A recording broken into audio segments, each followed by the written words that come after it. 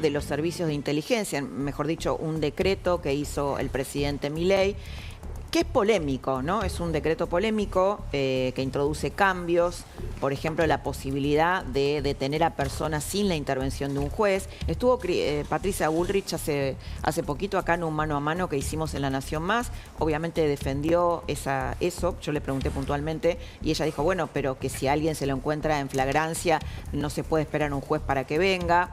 Bueno, hay muchísimas cuestiones alrededor de los servicios de inteligencia. La tuvimos también a la jueza Arroyo Salgado, que dijo algo así como que había una especie de... que no podían cambiar los servicios de inteligencia si seguían los mismos.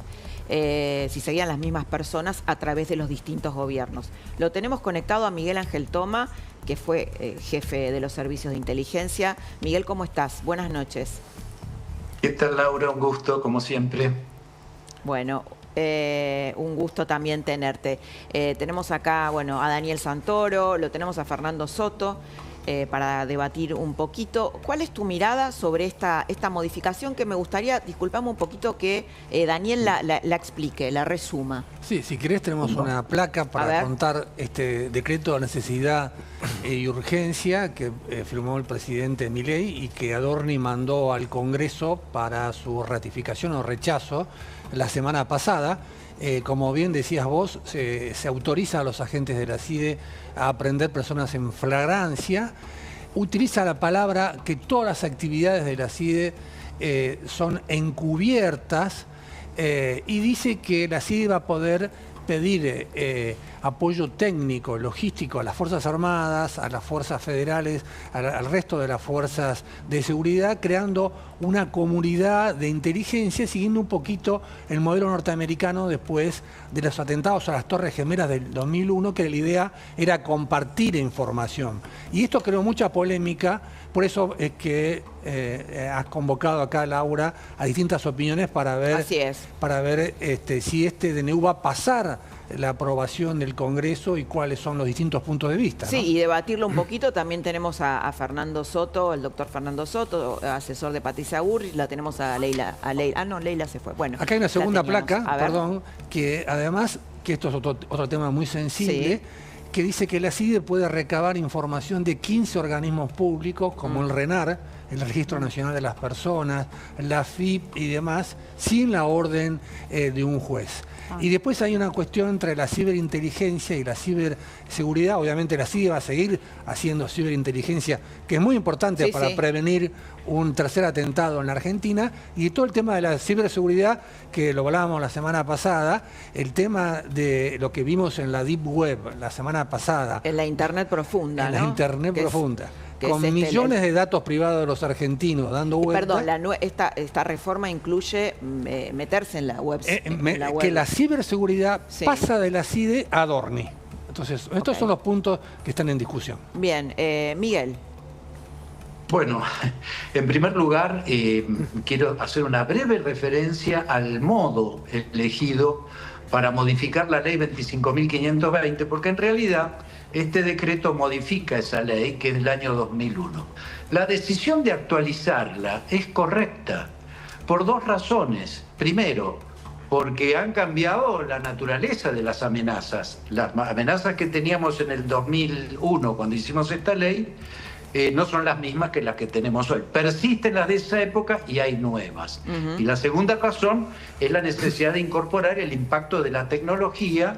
Recién Daniel lo señalaba muy bien, la ciberinteligencia hoy es un mecanismo de reunión absolutamente imposible de ser ignorado. Pero ¿qué pasa?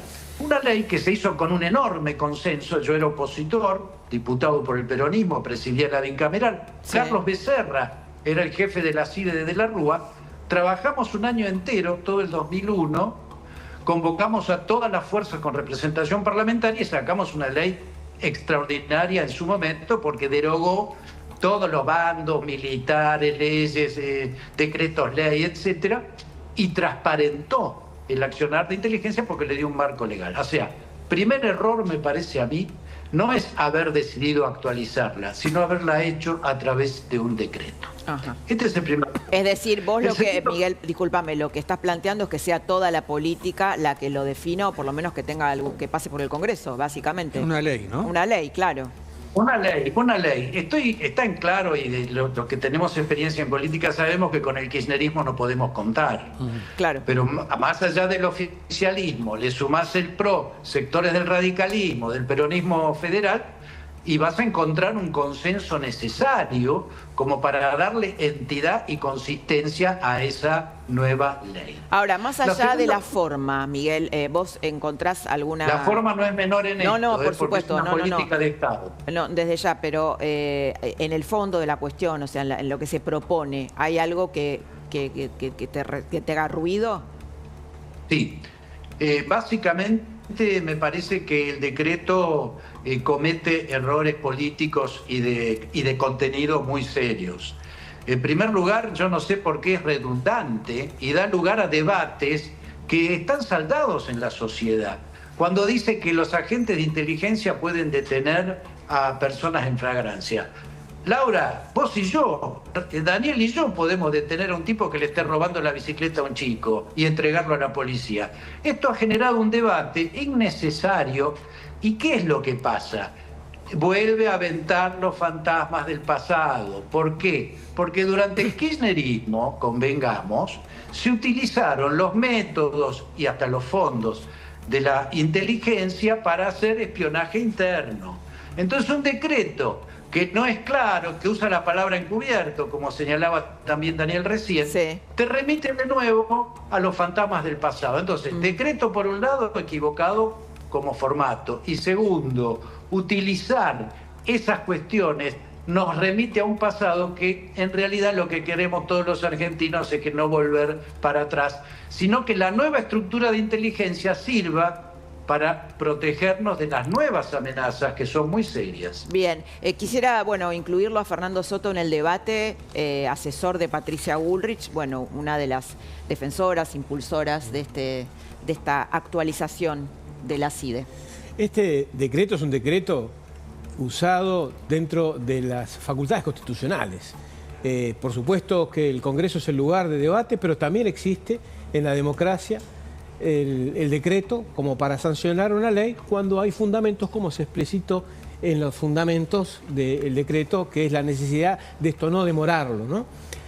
Por un lado, coincido que es necesario actualizarlo. Estamos hablando de una ley que ya tiene un cuarto de siglo y el mundo cambió y cambió mucho. Entonces, esta ley no solamente habla de esto que estamos hablando, sino que está poniendo un orden en los conceptos. Por ejemplo, cuando se habla de inteligencia, los abogados sabemos que un juez de instrucción manda a hacer tarea de inteligencia a la comisaría para investigar un robo, por ejemplo. Y no es inteligencia, eso es investigación. Se mezcla inteligencia con investigaciones y acá delimita. La inteligencia tiene un objetivo que es proteger a la nación en su conjunto, a los integrantes por una amenaza externa, que puede ser el terrorismo, por ejemplo, y se organiza también una superposición de controles con auditorías que antes no había.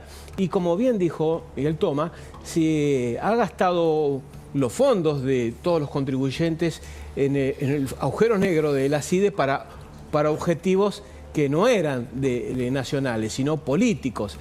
Entonces, esto de que la facultad de detener, tiene razón lo que dice Tomás, es cierto, el artículo 2240 del Código Civil, el Código Civil de Lorenzetti, establece la facultad de cualquier persona de detener a alguien cuando sucede un hecho en flagrancia, inclusive por la fuerza para recuperar la propiedad. Pero no fue un invento de Lorenzetti. En 1871 el Código Civil de Vélez Sarsfield también lo incluía, siempre fue así. Y también los jueces y el Código Procesal Penal autorizan la intervención particular. ¿Por qué se pone en este decreto? Porque se establece la facultad expresa para que no haya ninguna duda, pero además se limita el actuar de los integrantes de los servicios de inteligencia, donde no pueden intervenir por nada que fuera a afectar los intereses por el gusto, la inclinación sexual, la ideología política, por la raza, por la religión, a cualquier persona. Eso Bien. Queda totalmente vedado. Esteban Paulón, ¿cómo estás? Buenas noches. ¿Qué tal, Laura? ¿Cómo te va? Buenas noches, Diputado buen año. nacional, gracias igualmente, por Provincias Unidas. Va a presentar va a presentar en el Congreso un pedido de informe sobre... ¿Es un pedido de informes? Es el proyecto para, a partir de la apertura del Congreso, poder tratar la derogación o el rechazo de este decreto. ¿Y por qué estás pidiendo el rechazo de este decreto? Déjame discrepar con el doctor Soto. En primer lugar, no había necesidad y urgencia. Si a vos te parece que un decreto que modifica 30 artículos de la Ley de Inteligencia se puede firmar el 31 de diciembre a las 10 de la noche, que se publicó luego el 2 de enero, porque ya no hay boletín oficial, porque la gente, supongo que en la Casa Rosada también brinda, celebra el fin de año, la verdad que uno ya empieza a sospechar. Cuando uno va al contenido del decreto, el decreto en la formalidad no cumple con el requisito constitucional, artículo 99, inciso C, son los conceptos específicos de qué determina un decreto de necesidad y urgencia, que recordemos es una facultad restrictiva de la Constitución, no permisiva. O sea, la Constitución es clara, dice, el Ejecutivo no puede legislar salvo excepciones y las nomina. Decía bien Miguel Ángel Toma, y me parece que es un tema central, nosotros tenemos una historia y después de la recuperación de la democracia, en la dictadura pasaron cosas con la inteligencia. Muchas. La política de inteligencia fue un consenso democrático. Y eso quiere decir que se tiene que discutir en el Congreso por la pluralidad política. Y la verdad que Milei gobierna hace 2 años. Tuvo tiempo para traer al Congreso un debate. Comparto que puede haber sectores que tal vez no están con intenciones de dar ciertos debates, muchos otros sí. Queremos una inteligencia para la democracia. Pero, Esteban, perdón, vos presentaste un proyecto justamente para declarar la nulidad. En lo que es la cuestión de fondo, ¿vos ves alguna atribución de la CIDE que te genere preocupación como para presentar este proyecto? Una última cuestión formal. Los artículos, sobre todo el que se mencionó acá, de habilitar a los agentes de la CIDE a las aprehensiones, etcétera, ahí en el decreto se están tratando temas de carácter penal. Y eso está expresamente prohibido por la Constitución. Temas fiscales, temas electorales y temas penales no pueden salir por decreto de necesidad de urgencia. En el contenido, que es lo otro que queremos discutir, en primer lugar nos preocupa lo de las aprehensiones. Yo sé que puede ser que haya hoy protocolos, de hecho creo que el gobierno está trabajando en un protocolo para clarificar y llevar algo de tranquilidad a esto, pero la verdad que nos preocupa que aparezca expresamente en el decreto eso. También aparece la Vos decís el que poder aprender a alguien sin un juez que intervenga. Claro, ¿sí? Porque, a ver, ya había aparecido en otro decreto que es el Estatuto del Personal Policial, que también es inconstitucional, que es de la gestión de Patricia Bullrich en el Ministerio de Seguridad, donde se incorporan cuestiones que son casi allanamientos sin orden judicial. Y eso en un estatuto del personal policial que deberían ser las condiciones laborales de los policías, no incorporar cuestiones que pueden lesionar garantías y libertades democráticas. Después aparece esto de la contrainteligencia, con una definición muy clara, prácticamente todos bajo estado de sospecha. O sea, cualquier funcionario público puede iniciar acciones de espionaje porque supone que un subordinado, el director de ANSES, un rector de una universidad, está atentando contra el orden republicano. Eso también vulnera los derechos y las libertades individuales. Y obviamente esto que vos decías, Laura, antes de que aparece lo de la ciberseguridad por fuera de la inteligencia en jefatura de gabinete, que tiene Secretaría de Prensa, me llama la atención que nos sorprenda el uso político del dinero de la CIDE, porque Milei hace 2 años que gobierna y nosotros en el Congreso ya le rechazamos una ampliación presupuestaria de 100.000 millones de pesos. Esteban, un puntito que quiero hacerlo intervenir y vamos cerrando el tema a Miguel. Con respecto a lo que dice Paulón, ¿no? Por ejemplo, el tema del dinero de la CIDE y también de Santiago Caputo, que lo controla. ¿Te gusta Santiago Caputo? ¿Te parece? No lo conozco, nunca lo he tratado personalmente, lo conozco por lo que aparece en los medios, de manera que dar un juicio, un concepto, me parece hasta de mala educación. Pero comparto algunas de las cosas que ha planteado Paulón, pero yo diría fundamentalmente que se está obviando en este debate la reestructuración interna que está explícita, en el DNU. Y yo creo que ahí también hay un error muy grande, porque se subdivide demasiado en distintas agencias para operar internamente, externamente, la ciber, la contra, etcétera. Y esto no ayuda a concentrar y a sintetizar para poder actuar mejor en la neutralización de las amenazas de las que habla claramente la 25520. Entonces, es muy simple y la utilización de los fondos está perfectamente establecido también en la 25.520, que la Comisión Bicameral puede y debe auditar los fondos. Yo recuerdo que cuando era jefe de inteligencia iba una vez por mes y explicaba en qué gastábamos cada peso ante la bicameral. Es decir, yo creo que acá en la cuestión de fondo, y hablo ahora de la estructuración del sistema, es la necesidad más que de dividir, es de concentrar. Voy a poner una cifra que es letal. ¿Saben cuánto es el presupuesto del año 2025 del sistema de inteligencia de los Estados Unidos, que implica la totalidad de las áreas que hacen inteligencia? 73.400 millones de dólares, más 28.800 para la inteligencia militar. Es un absurdo que un país que le rechaza 80 millones de dólares de aumento presupuestario tenga un nivel de subdivisión de agencias donde realmente la capacidad presupuestaria de cada una le impide, de hecho, ser eficiente. Entonces hay que reformularlo de otra manera. Para mí esto también es sustancial. Y termino con el tema de lo encubierto y los agentes encubiertos, la actuación de agentes encubiertos, que siempre da un poco... No, agentes encubiertos no, Laura, dice que toda actividad de inteligencia es encubierta. Que toda actividad... Y la verdad... Bueno, acá te quiero preguntar algo y también se lo traslado a Fernando Soto porque la tuvimos ayer a la jueza Arroyo Salgado. Bueno, no cabe, me parece, duda que a Nisman lo asesinan, lo matan a través de una operación de inteligencia. Y yo le pregunté si esa estructura estaba desarmada o era una estructura oscura que atravesaba muchos gobiernos de la democracia. Y ella dijo que sí, que le parecía que digamos, que estaban los mismos de siempre. ¿Están los mismos de siempre? Es que, ¿sabés qué? Yo lo escuchaba a Miguel con tanta experiencia, perdón, y esa CIDE que él manejó bien, fue la misma CIDE que intervino el homicidio de Nisman años después. Entonces, lo que hay que hacer, que es difícil, es establecer controles en capas. Es una cuestión de política de seguridad. Cada gobierno establece su política de seguridad. En esta política de seguridad hay un control que se superpone para que sea más eficaz, para que no quede todo centrado en uno solo. ¿Y por qué le interesa tanto a Santiago Caputo la CIDE? Bueno, hay una división de administración de instituciones donde interviene, así como interviene él, interviene Adorno, interviene Karina Milei. No sé si le interesa no lo sé. La información es poder. La información es poder. Pero yo voy a hacer, si me permitís, Daniel, una cuestión. Yo creo que la Secretaría de Inteligencia apoyó sistemáticamente a Nisman en la investigación. Y la muerte de Nisman era porque era una piedra en el zapato para el gobierno de Cristina Fernández de Kirchner, que había comenzado ya en el 2010 a negociar con Irán la impunidad frente al atentado a la AMIA.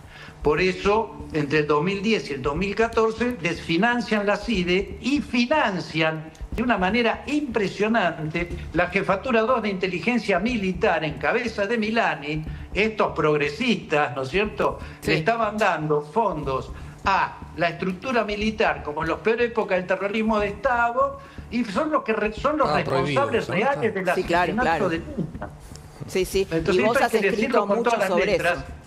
Perdón, y asumo la responsabilidad de lo que digo. Y lo vamos a ver ahora, porque este año va a haber dos grandes causas en donde vamos a estar en el ojo del mundo. Uno, el juicio en ausencia por el atentado a la AMIA, donde hay 7 miembros de la cúpula del poder iraní en juicio y 3 miembros del Hezbollah libanés. Y vamos a tener otro segundo juicio muy importante, que es el del memorándum con Irán. Y ahí van a aparecer también estas responsabilidades. Entonces, en esto hay que ser muy claro. No es la estructura de inteligencia que operó con Nisman la responsable de haberlo matado. Es la estructura de espionaje ilegal y paralela como mecanismo de control y de represión social que montó el kirchnerismo como hace cualquier gobierno autoritario. Si me permitís una cosa muy interesante, importante. es que tenemos ya un dato. Sí. El gobierno no incluyó el DNU en el temario que van a tratar ustedes ahora en febrero. ¿Por qué? Porque está pensando... No, porque si no se puede caer. Los DNU tienen aprobación tácita. Si no se tratan, siguen vigentes. Claro. Este DNU está vigente desde el 2 de enero con el reforzado presupuesto de la CIDE, que fue la partida que más creció en el presupuesto 2026. Entonces, el gobierno no lo va a traer en el temario. A partir de febrero, cuando el Congreso abra, el presidente ha publicado el decreto de extraordinarias a partir del 2 de febrero, ya van a estar cumplidos los plazos de 10 días hábiles. Nosotros, si logramos 129 diputadas y diputados para abrir una sesión, podemos tratarlo autónomamente. Bien, Miguel, muchísimas gracias por habernos atendido. Te mandamos un saludo desde aquí, desde La Nación Más. Gracias, Miguel. Siempre, además, has escrito mucho sobre el tema. Un abrazo a todos. No, un abrazo para vos. Bueno, tenemos, Tommy Dente, tenemos un caso de un fallecido.